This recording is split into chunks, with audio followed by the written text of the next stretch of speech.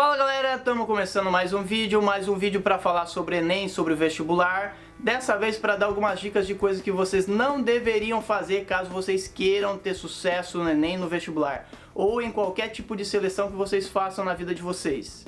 A primeira coisa que vocês devem evitar é procrastinação, uma palavra estranha que diz muito sobre a prática da maioria das pessoas, de gente que quer fazer vestibular, quer fazer Enem, mas que tem uma dificuldade de se programar, de se organizar e que por isso comete um erro de sempre deixar para depois. Procrastinar significa você deixar uma coisa que você deveria fazer hoje para amanhã, porque daí você acha que amanhã você consegue resolver 2 ou 3 coisas que você poderia diluir ao longo do tempo e você evitaria um desconforto, pressão, coisa que não é importante, que não é necessário e que faz mal para vocês nesse processo de estudo. Como eu falei no vídeo anterior, se vocês programarem, se vocês colocarem no papel as coisas que vocês têm que fazer cada dia, vocês conseguem dividir, cria menos pressão e vocês conseguem ter um resultado muito melhor nos estudos de vocês.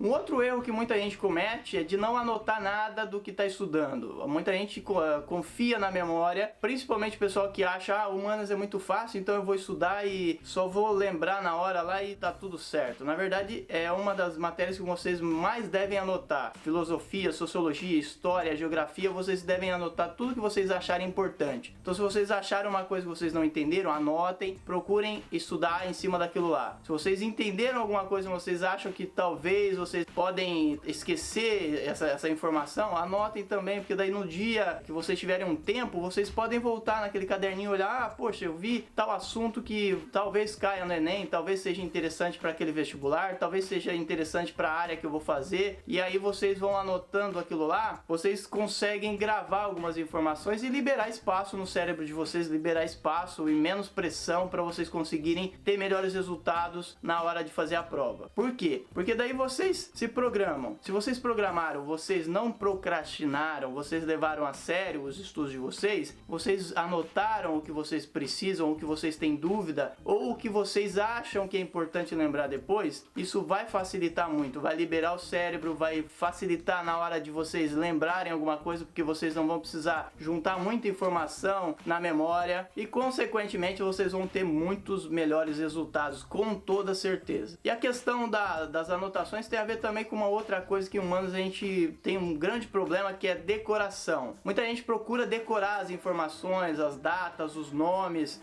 os eventos históricos. Isso é muito prejudicial. É muito prejudicial porque as pessoas acabam criando uma ideia falsa de que aquilo que elas gravaram é tudo que elas precisam. Então, se vocês levarem o processo em conta, se vocês levarem a interpretação em conta, a interpretação de texto, isso vai ajudar em outras áreas, inclusive, né? Inclusive em português, língua portuguesa, mas especificamente em relação a humanas, se vocês levarem a sério a questão da interpretação, da compreensão do que vocês estão lendo e não apenas a decoração, vocês vão criar também menos pressão no cérebro de vocês, porque vocês não vão ter que ficar lembrando. Ah, mas eu li tal coisa e agora esqueci. O que eu faço? Eu não sei aquela informação mais porque eu associei aquela informação a alguma coisa que me facilitava e agora eu não lembro porque eu não entendi aquilo, não faz parte da minha compreensão. Então, se vocês forem criando um contexto, criando uma interpretação, criando uma explicação para determinadas coisas, as ideias, os nomes, as datas vão surgindo muito mais facilmente. Então, esse é um grande erro que as pessoas cometem, humanas, é achar que se elas ficarem dedicadas a decorar datas, decorar informações, decorar nomes, decorar nome de evento histórico, ou decorar conceito, nome de conceito, ou o que significa um conceito, decorar o que está escrito no dicionário, elas vão ter sucesso. Mas na verdade isso é prejudicial. É prejudicial para a vida da gente de qualquer forma. Não só para seleções de Enem, vestibular e etc. Mas também para a vida da gente. Porque se a gente não entende o que a gente vive e as coisas que nos cercam, a gente vai ficar só naquela de eu sei tal coisa, eu sou superpower porque eu sei uma informação. Mas na verdade você só sabe os dados, você só sabe aquela informação superficial, você não procurou aprofundar o conhecimento que você poderia ter sobre aquilo. Então, se você criar uma prática de interpretação, você consegue associar coisas, e isso vai facilitando ao longo do processo. Evidentemente que no começo é muito mais difícil, porque vocês vão pegar informações novas, e informações novas em história geralmente são muito maçantes em alguns temas, né? Geralmente temas que a gente não gosta, a informação ela fica maçante, mas quando a gente consegue consegue entender aquilo lá, consegue interpretar aquilo lá, consegue criar uma imagem mais clara sobre aquele determinado assunto, outros assuntos relacionados vão surgindo e vão ajudando a gente a agregar informação, a agregar conhecimento e, consequentemente, ter melhores resultados depois na hora da redação, por exemplo. Uma outra coisa que as pessoas fazem, uma outra coisa que deveriam não fazer é ter preguiça. As pessoas não poderiam ter preguiça. A gente sabe que muita gente tem preguiça, a gente sabe que muita gente deixa sempre para depois, procrastina e etc.